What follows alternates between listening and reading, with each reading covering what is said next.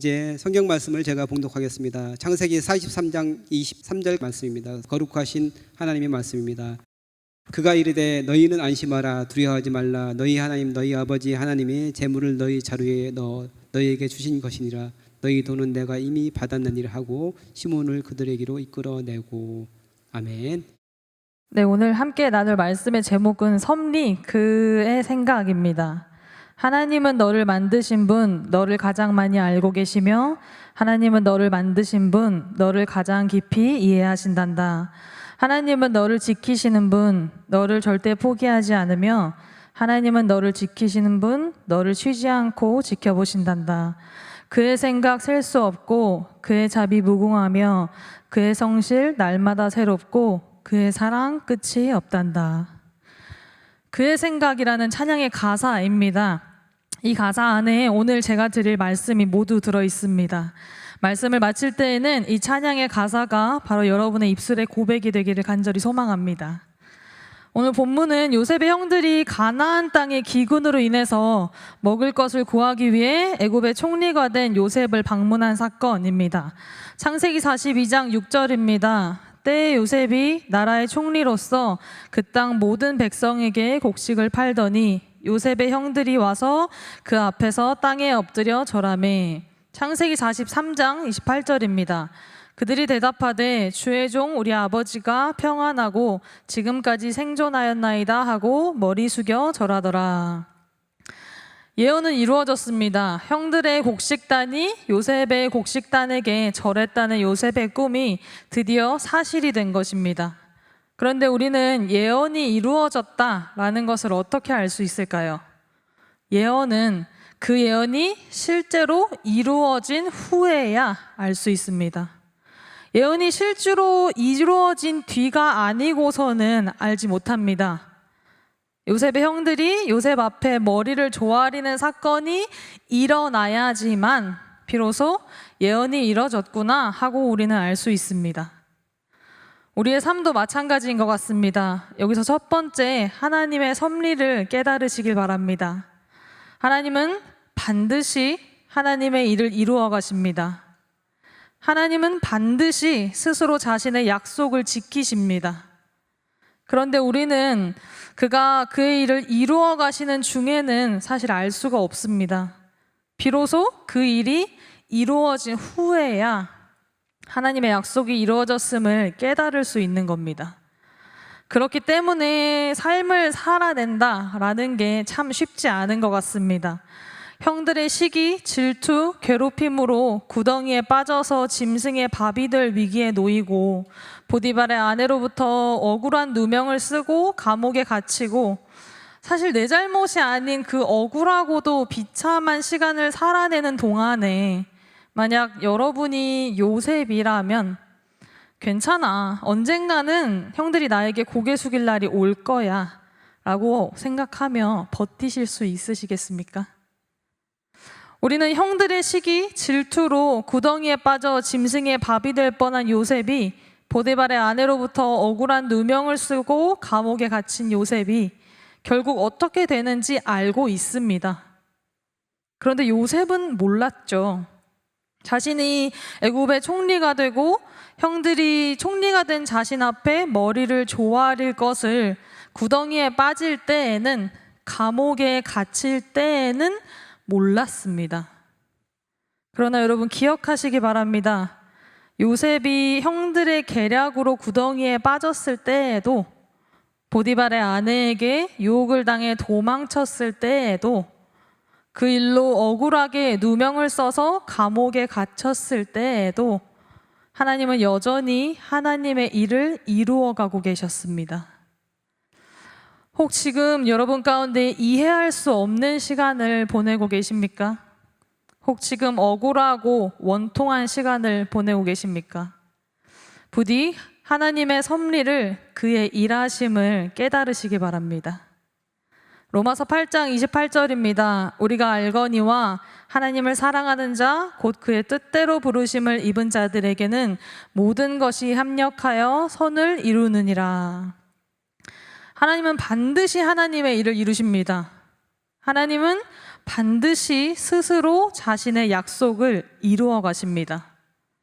그러하기에 하나님께는 이 땅에 일어나는 그 모든 일들이 궁극적으로 그의 일을 이루어 가심에 사용되어짐을 믿으시기 바랍니다.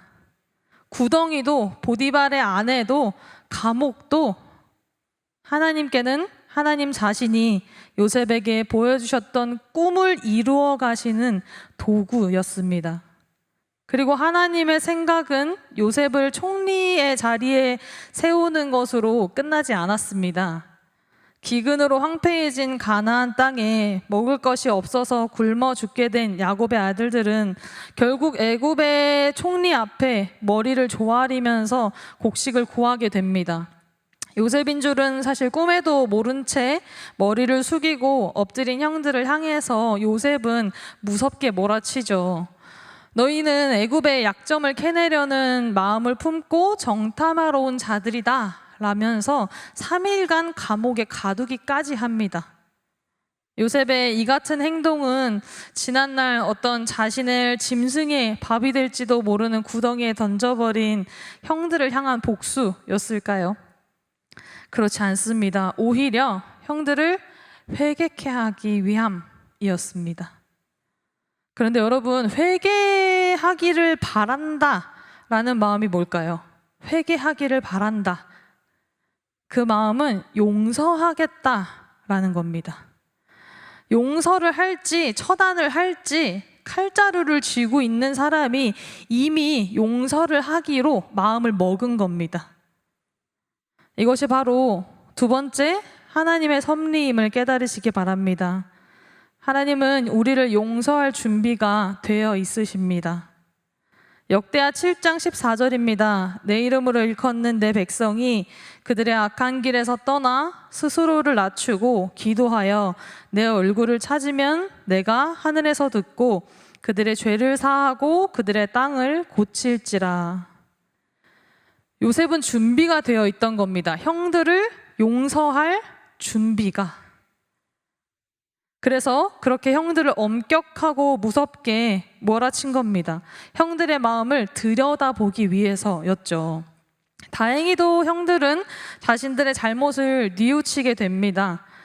만약에 형들이 지금도 요셉을 짐승의 밥이 될 구덩이로 밀어버렸던 바로 그 악한 마음 그대로였다면 총리의 엄격하고도 무서운 호통 앞에서 그들은 아마도 거짓말로 상황을 모면하려고 했을 겁니다. 그런데 그들은 자신들의 잘못을 뉘우치고 있었고요. 요셉은 그런 형들의 마음을 보고 밖으로 나와서 눈물을 흘렸던 겁니다. 요셉의 마음 안에는요, 이미 형들을 용서하고자 하는 마음이 있었을 겁니다. 그러나 그럼에도 불구하고 요셉 앞에 머리를 조아린 형들을 향해서 더 무섭게 몰아쳤던 이유는 그들이 뉘우침을 넘어서서 진정으로 정말 가슴을 찢는 회개의 열매를 맺고 용서의 완전한 은혜를 얻게 하기 위함이었습니다. 고난 중에 회개하는 자는, 죄를 회개하는 자에게는 복이 있습니다. 혹시 지금 여러분 가운데 말할 수 없는 고통 중에 계십니까? 그렇다면 지금이 바로 그때입니다. 주님 앞에 엎드려 나의 죄를 자복하며 회개할 때입니다.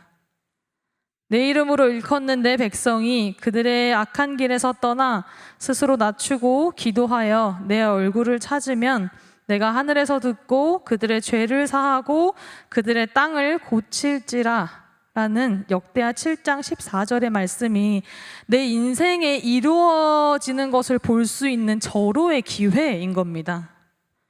고난 중에 죄를 회개한 자에게는 복이 있습니다. 인생에서 만나는 고통스러운 순간에 우리가 가장 먼저 해야 할 것은 주님 앞에 엎드려 자복하는 것입니다. 자복이라는 단어를 국어사전에 찾아보면 저지른 죄를 자백하고 복종함이라고 되어 있습니다. 주님께서 내 인생을 무섭게 몰아치실 때 이토록 나를 무섭게 몰아치시는 하나님의 뜻을 깨달으셔야 합니다. 그의 생각이 무엇인지를 진정으로 알아야 하는 겁니다. 예레미야가 3장 33절입니다. 주께서 인생으로 고생하게 하시며 근심하게 하심은 본심이 아니시로다. 하나님께서 나를 인생으로 고생하게 하시며 근심하게 하심은 본심이 아니다 라고 말씀하고 계십니다. 그것은 오히려 우리를 살리기 위함입니다. 우리를 악으로부터 건지시기 위함입니다. 우리가 죄로부터 돌이켜서 하나님께로 나아오게 하시기 위함입니다. 그리고 우리를 용서하기 위함입니다. 하나님께서 지금 내 인생을 무섭게 몰아치고 계시다면 그것은 나를 향한 하나님의 지극한 사랑임이 부디 깨달아지시는 은혜가 있으시기를 소망합니다. 그러하기에 고난 중에 죄를 회개한 자에게는 복이 있습니다. 자, 그렇게 형들의 회개하는 마음을 알게 된 요셉이 이제 먹을 것과 필요한 것들을 잔뜩 주고 형들이 지불하기 위해 가져온 돈도 다시 돌려주며 보냅니다. 다만 시므온을 볼모로 잡아두죠. 그리고는 친어머니 라헬이 낳은 유일한 혈육인 동생 베냐민을 데려오라고 합니다. 요셉이 자신들이 버린 동생인 것을 꿈에도 모르는 형들은 두려움과 근심에 쌓여서 가나안 땅으로 돌아가게 됩니다. 그리고 아들들에게 자초지종을 들은 아버지 야곱도 근심에 쌓이게 되죠. 12명의 아들 중에 자신이 그토록 사랑했던 아내 라헬이 낳아준 아들이 2명이었습니다. 2명 중에 한 명인 요셉은 이미 사망했다라고 여겨진 지 오래되었고요. 이제 남은 라헬의 유일한 아들인 베냐민까지 잃을지도 모른다라는 그 불안과 두려움은 이루 말할 수가 없었습니다. 자신들을 그렇게 무섭게 몰아치던 총리가 먹을 것과 필요한 것들을 넘치도록 주면서 지불하려고 가지고 갔던 돈까지 다 돌려준 것도 이상한데 형 시므온을 볼모로 잡고는 막내 베냐민을 다시 데려오라고 하는 것도 사실 이해가 되지 않습니다. 도대체 막내까지 모든 형들을 다 잡아두고는 온 가족을 노예로 만들 생각인가? 그저 불안하고 두려울 뿐이었습니다. 그런데 그런 두려움과 불안함에도 불구하고 받아온 식량이 다 떨어져서 모두가 굶어 죽게 되었으니 형들은 아버지를 겨우 설득해서 막내 베냐민을 데리고 다시 애굽으로 갑니다. 이번에 가면서 도대체 무슨 이유인지 영문을 알 수 없이 다시 돌려받았던 돈에다가 새로운 먹을 것을 받게 되면 지불할 돈까지 2배는 가지고 가고요. 애굽에서는 귀한 가나안의 특산물까지 챙겨서 요셉에게로 향하는 길이었습니다. 그렇게 다시 온 형들과 베냐민을 본 요셉은 청지기에게 자신의 집으로 그들을 데려가라 라고 지시를 합니다. 그리고는 짐승을 잡아서 만찬을 준비하게 하죠. 그러나 이런 요셉의 마음을 알리 없는 형제들은 청지기가 자신들을 요셉의 집으로 인도하자 더 두려움에 떨기 시작합니다. 그렇게 두려움과 불안에 휩싸인 형들은 청지기에게 다급하게 해명을 합니다. 나의 주여, 우리는 전에 이곳에 음식을 사러 온 적이 있습니다. 음식을 사가지고 집에 돌아가다가 하룻밤을 묵은 곳에서 자루를 풀어보니 돈이 자루 속에 들어 있었습니다. 우리는 그 돈을 돌려드리려고 이렇게 가지고 왔습니다. 그리고는 음식을 살 돈도 가지고 왔습니다. 우리 자루 속에 돈을 넣은 사람이 우리는 누군지 모르겠습니다. 그러자 청지기가 대답합니다. 오늘 본문입니다. 창세기 43장 23절입니다. 그가 이르되 너희는 안심하라. 두려워하지 말라. 너희 하나님, 너희 아버지의 하나님이 재물을 너희 자루에 넣어 너희에게 주신 것이니라. 너희 돈은 내가 이미 받았느니라.